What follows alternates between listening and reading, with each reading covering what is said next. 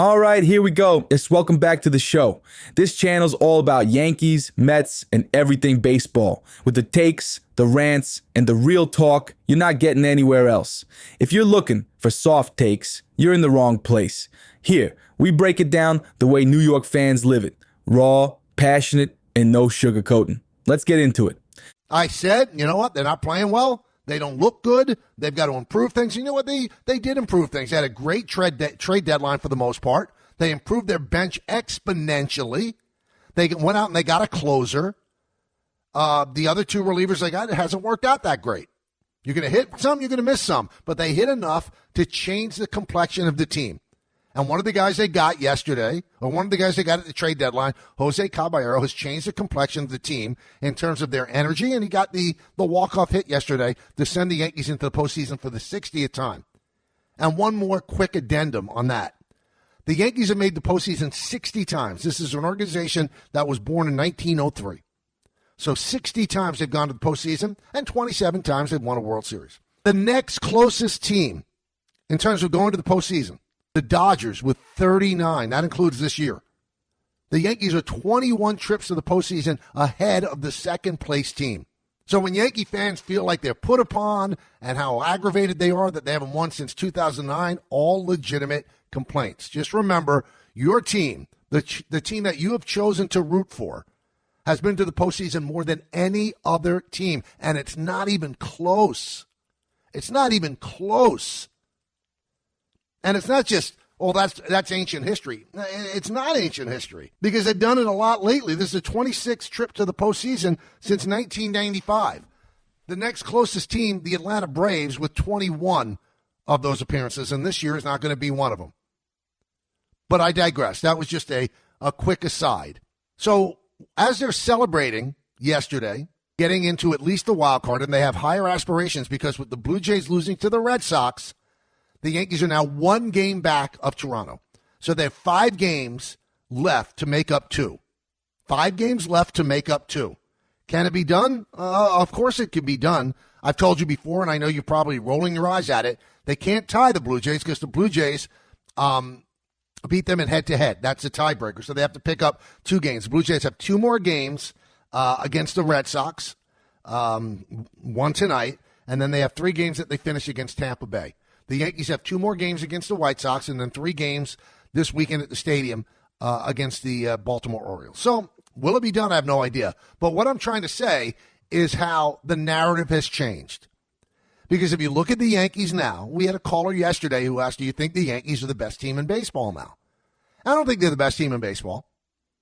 I think there are other teams that can claim that and feel more sure of it. I think the Milwaukee Brewers feel that they're the best team in baseball. The Phillies feel that they're the best team in baseball. I don't think the Dodgers feel that way, not with the pitching in disarray and their bullpen a huge question mark. And I don't think there's anybody in the American League that could boldly say we are the best team in baseball. But that's what I mean by how narratives change, because the Yankees are now in the discussion that they might be the best team in baseball, that they have a chance to go to the World Series. And when they were going 20-31, that's a third of the season, none of us thought that, including me. So they have climbed a mountain. They've straightened out a lot of the problems that they have. They're a home run hitting team with 2 great starting pitchers to start off any series. Max Fried, who's starting tonight, and then Carlos Rodon. That's the first 2 starters if the Yankees start in the wild card. Number 3, we'll see who that's going to be. But again, all discussions to be had. None of those discussions are break up the Yankees, fire Aaron Boone, get rid of Brian Cashman. I know a lot of Yankee fans don't want to hear it, and they don't feel good about hearing it from me. But maybe, just maybe, the things that aggravate all of us, the things that anger all of us about the attention to analytics and how it's a collaborative effort rather than just the manager making every single decision, maybe it works. Maybe it works to an extent that every year they're going to have an opportunity to win a World Series. Now, they haven't since 2009, so I think that there might be a little bit of a blip in the entire calculus to win a championship. Maybe a little bit of a blip. But the fact that they have a chance every single year to win a championship, that does tell you something. Let me tell you something. A couple months ago, we were sitting here saying this team was dead, flat, lost, and guess what? They turned it around.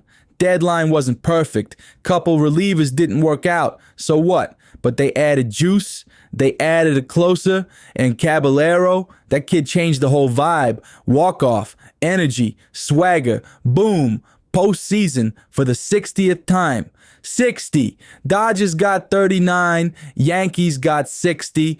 And you're complaining about no ring since 2009? Come on. They're not the best team in baseball. Brewers, Phillies, Dodgers can argue that. But the fact we're even talking Yankees in that convo after going 20 and 31 says a lot. And yeah, all the analytics, Boone's moves, Cashman's spreadsheets, it drives us nuts. But maybe it works enough to keep him in it every single year.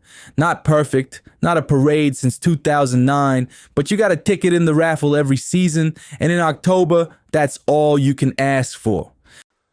So that leads me into an incredible win for the Mets yesterday. They were down 6-1, and you figure, here we go. They can't get out of their own way. Well, Dansby Swanson made an error, opened up the gates, and the Mets took advantage of it. A 3-run home run by Nimmo ended up tying the game at 6-6. Mets took a 7-6 lead, and then the Cubs came back at 7-7. And then in the 8th inning, Francisco Alvarez hits a 2-run home run, and that makes it 9-7. And the Mets win a game of unbelievable importance. Unbelievable importance. Because the one thing that I've told you over and over again, I think the Mets are going to persevere and get a playoff spot because the teams that are chasing them, in my opinion, simply aren't good enough. Now, the Reds had won 5 in a row, and they start a series at home against the Pirates yesterday. You can't lose to the Pirates, especially when Paul Skeens is not pitching. And they lost to the Pirates 4-2. That's a team that's not ready for prime time. If you have a real desire to make the playoffs and to unseat the Mets, you got to beat the Pirates. You can't lose 4-2. You can't get shut down like that. And now they sent Hunter Green out to the mound tonight, but they're facing Paul Skeens. So they put themselves in a bad position. Now, the Diamondbacks did end up winning yesterday. They beat the Dodgers 5-4. So they're tied with the Reds, one game behind the Mets. So in one big win for the Mets in Chicago against the Cubs, they have taken back, I hate when people say this, they've taken back the fact that they control their own destiny. Nobody controls destiny. It's destiny. But we fall into that cliche. Again, that's my little thing that bothers me. Oh, they now control their destiny. You can't control destiny. It's destiny. But they do control their narrative. If they win out, they're in. So if they win these next 2 games against the Cubs, and then they win the 3 games in Miami against the Marlins, they're in. There's nothing that anybody else could do. Jonah Tong starts tonight against Matthew Boyd, who's a pretty good pitcher for the Cubs. But the Cubs are playing pretty bad baseball right now. So here's my point. And by the way, the Cubs could drop out of the number 1 wild card spot, and that 3-game series could be played in San Diego. That 3-game series could be played in San Diego. So that's a costly drop by the Cubs. They just got swept in 4 games by the Reds, and they lose the first game to the Mets that they're leading 6-1. Getting back to the opening point, though. If the Mets make the playoffs, and then let's say in some strange twist of fate, they end up beating the Dodgers in Chavez Ravine in the wild card round, and then they get hot and they win the division series, and then we're back in the National League Championship Series. Everything that we've been saying about the Mets, all the things that's wrong with the Mets, the pitching's not there. David Peterson was dreadful again yesterday. The bad defense, McNeil with 2 errors, a misplayed fly ball by Soto that ended up allowing 2 runs to score, and that ball had a 17% chance of being caught, of being a base hit. I mean, Soto has to make that play. The defensive negatives that they have, the bad starting pitching, the bullpen, it will all go away. So let's wait before we write the narrative on the 2025 Mets. Because it's not how you start. It's not what happens in the middle. It's what happens at the end. The Mets could rewrite their narrative where we will not look at this 2025 season as one of the colossal disappointments in all of Major League Baseball history, in all of professional sports history, that a team with a $340 million payroll did make the playoffs. I believe they will make the playoffs. And then if they win that first round, we're not going to feel as badly about this team as we do right now. And I know we live in a society that, what have you done for me yesterday? Forget about lately. What have you done for me as recently as yesterday? But in baseball, that's not the smart way to play. That's not the smart way to write a narrative. And I know no one wants to wait to see how it plays out because you want to be involved in the ebbs and the flows, moment to moment, inning to inning, pitch to pitch. Get it. Got it. Good. But I'm telling you, you're all going to have egg on your face. Like the people that said, bookmark this on X. Bookmark this. Yankees aren't making the playoffs. They did that in July. How do you feel now? Maybe you don't feel bad at all because you like making yourself an idiot. People that are screaming out the Mets are awful, this and that. What a disgrace. If they make the playoffs and then they go off on a run, those things, if you have any kind of feeling about your reputation, you'll look like an idiot for the thing. Excuse me, for the things that you put out on social media, to quit on a team. Yankee fans that said, I wish this team loses so they make changes. How do you feel now? I want to hear from all of you. I really do. The people that said, I hope they don't make the playoffs so that Boone and Cashman would get fired. And at the time I said, if they don't make the playoffs, Boone's not getting fired, Cashman's not getting fired. So now that they've made the playoffs and they actually look really good and they actually look like they could get back to the World Series, what do those people feel now? Those one that was so emboldened to make those strong statements about, I hope they don't make it. Do you hope they don't win the World Series now so that you could be right? Do you hope that they don't make a run so that you could show that Brian Cashman and his front office calculus about how to try to build a winner is wrong? I guess the question is, would you rather be right and have them lose, or would you rather be dead wrong and have them win their 28th championship? I wonder. And Met fans, you're angry. You're angry at David Stearns. You're angry at a lot of things about the way this team is built. Would you rather be right or would you rather be wrong? Because I think being a fan in 2025 is completely different than it was being a fan when I was growing up, say in 1970s or 1980s. We didn't have the information at our disposal, nor did we have the megaphone of social media or sports talk radio in order to make maybe the feelings that you had then but never were able to articulate. Now, everybody has a huge voice. Everybody could put their stupidity out into the ether. In the 1970s, your stupidity was kind of private. You felt things that never got out there, so you never really had a chance to look bad.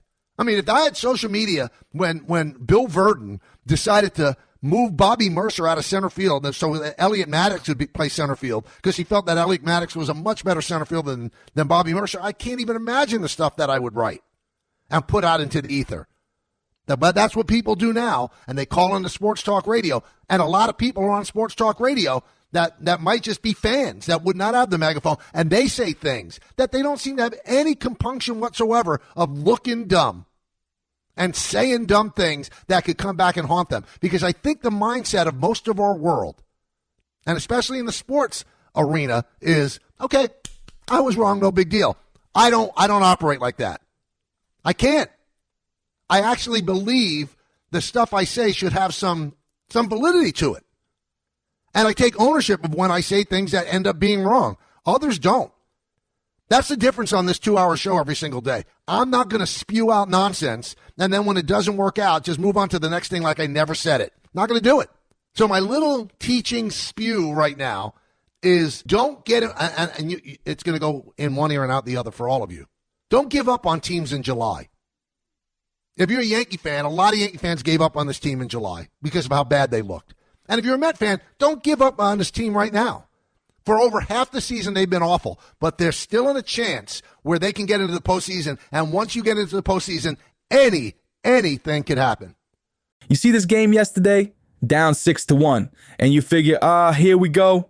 Mets are finished. Same old collapse, right? But no. Dansby Swanson makes an error. Gates open. Nimmo bombs a 3-run shot. Tie game. Alvarez comes up later. Bang. 2-run homer. Mets win 9-7. That's a season saver. That's huge, because I keep saying the Mets are making the playoffs. Why? Not because they're perfect. Not because their pitching is good. Peterson was dreadful again. McNeil with errors. Soto misplays the ball he's got to catch. But because the team's chasing them, they stink. Reds lose to the Pirates with no Skeens on the mound. Embarrassing. You don't do that if you're serious. D-backs won. Fine. But the Mets still control their story. I hate the phrase, control your destiny. Destiny can't be controlled. But the Mets win out. They're in, plain and simple.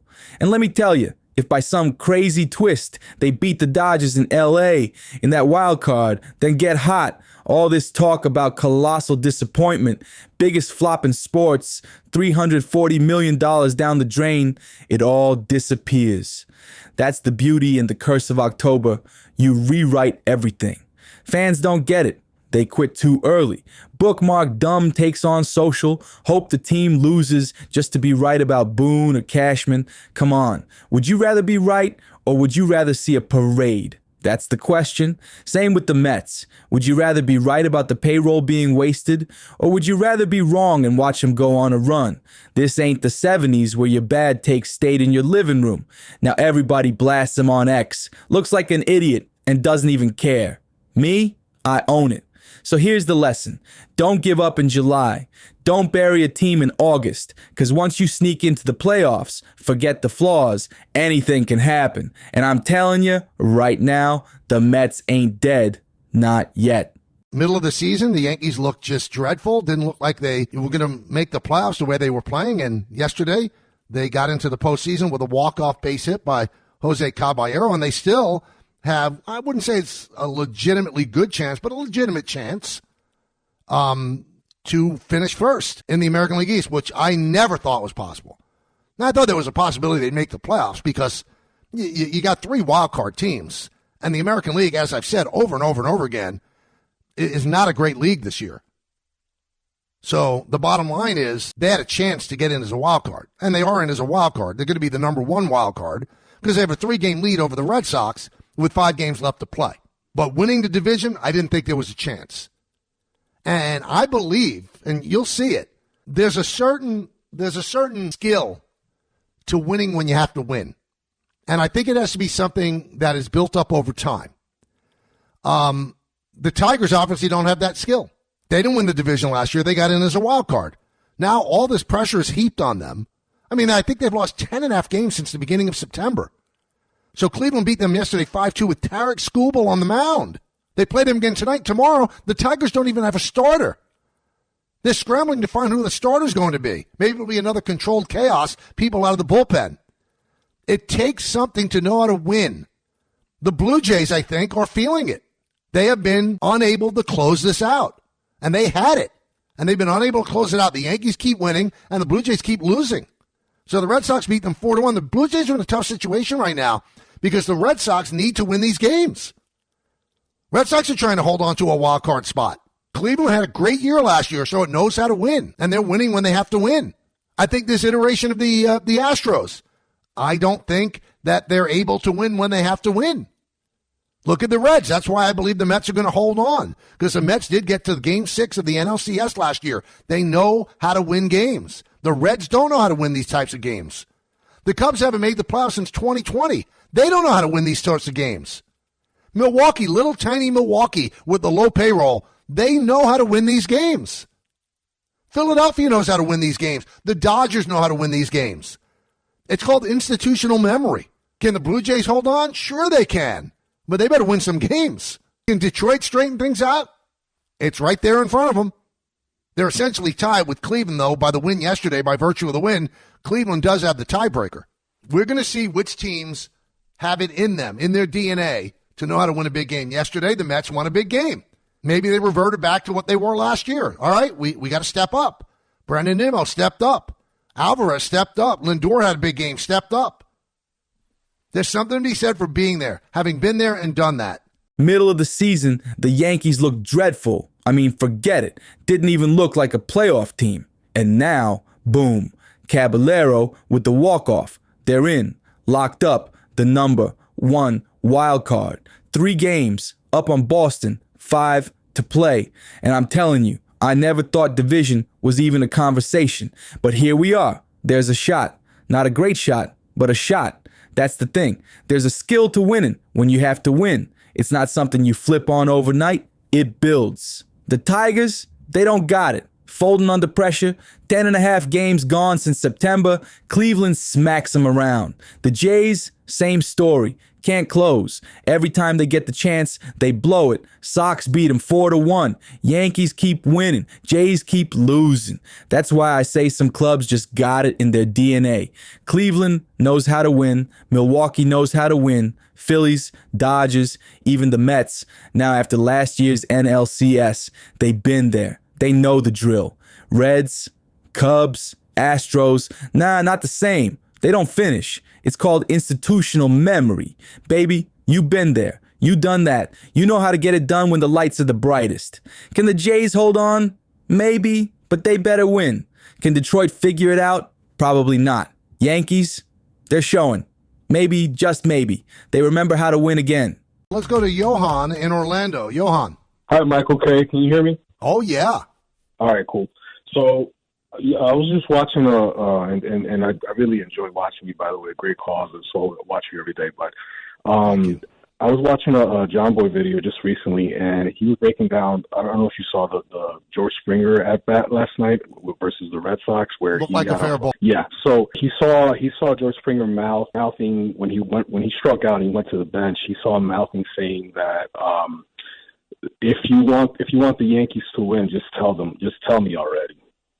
And that kind of got to me because I'm like, we've been playing good. We've had good chemistry, and I like this new additions that we've had, and just kind of speaks to like does the league and all. It's kind of surprising to hear from a player, and I just kind of wanted to get your thoughts on that. Well, I think a lot of people, have Yankee on the brain. I don't know if George Springer said that. I would hate that he would think that. So what was the ultimate plan? To have the Yankees win the division by going 20-31 over a 51 game period? I mean, that is some very creative writing. Why does the league need the Yankees to win? I mean, if the Yankees play in the wild card and the league gets the Yankees for 3 games, if the Yankees win the division, they don't play in the wild card. So then the wild card round doesn't have the Yankees in it. I never buy into that stuff. I never buy into conspiracy theories because I feel that conspiracy theories cannot be pulled off with just one person in the know. There are too many people that have to be involved to pull off a conspiracy theory. And if there are that many people involved, people can't keep their mouths shut. They couldn't keep a secret on a bet. So you think that all the people that would be involved, from Rob Manfred down, to get the Yankees into the postseason or get the Yankees into the American League East title, they would all keep their mouth shut and it would never come out? If a league ever maneuvered to make sure a team got into postseason and then it ever got out, it would be the one thing that could destroy the legitimacy of a league. Baseball doesn't need the Yankees to make the playoffs. And by the way, here's a dirty little secret. You know one of the lowest rated World Series of all time? The Yankees and the Mets in 2000. Because a lot of the country hates the Yankees. A lot of the country hates the Mets. A lot of the country hates everything about New York. So getting the Mets or the Yankees into the World Series does not assure them of getting a huge rating. You know what gets a huge rating? A World Series that goes 7 games. Yankees and the Dodgers played in the World Series last year. It wasn't an overwhelming rating because it went 5 games. It didn't go 7, so you didn't have the time to build up a real storyline. That's what you need to get big ratings. So if George Springer thinks that, I'm sad that he thinks that because I don't believe in it. They made it awfully tough for the Yankees to get to this point. You'd have to get Stephen King to write some horror novel to get the Yankees to win the American League East this way. This is the way you do it. You'd have them go to the 10th inning in Baltimore and then write it that Ben Rice is going to hit a grand slam. Come on, that's silly talk. Silly talk. I think Springer is going to be in the top 5 or 6 in MVP voting this year. I have nothing against George Springer as a player. But if he in fact said that and John Boy read his lips, I mean, they're just grasping at straws for why they're collapsing. That doesn't make sense. I saw a lot of that on social media, too. Obviously, the league wants the Yankees to win. Get over yourself. The league doesn't love the Yankees as much as you think. You think umpires love Aaron Boone? Come on. Johan in Orlando says Springer mouthed off, "If you want the Yankees to win, just tell me already. Come on, what are we doing here?